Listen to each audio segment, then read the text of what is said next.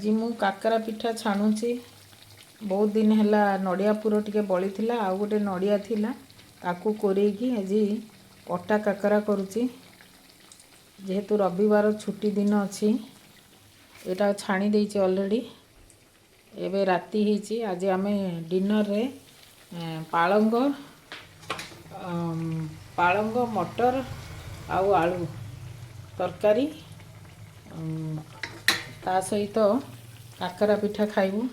सबु बेले तो रुटी खिया होची, मझिरे मझिरे टिके परिवर्तन हेले भल लागिवो खाइया पई।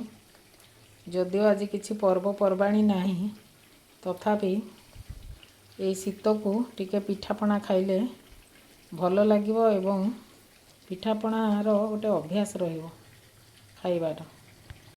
एबे मोर पिठा सणा सरिला ताकू छाणिकी मु बाहर रखिदेवी।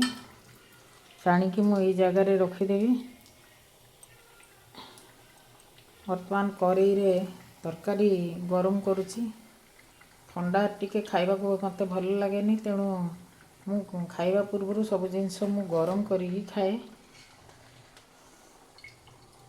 पिठा छणा हो गला। वर्तमान मु सबुतक खाइबा पई बाड़ी देवी।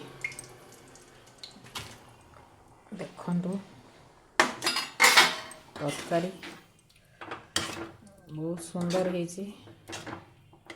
बहुत दिन है पालक साग थिला, पालंग साग भाविली आज टिके करदेवी गरम गरम खाइबा। बर्तमान प्रस्तुत हो गला। मु सबुतक प्लेट रे बाढ़ी देवी।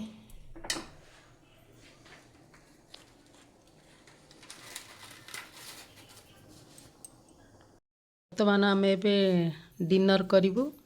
वीडियो आपण मानक जदि भल लगिला ताहले लाइक शेयर एवं सब्सक्राइब करने को भूलिए नहीं।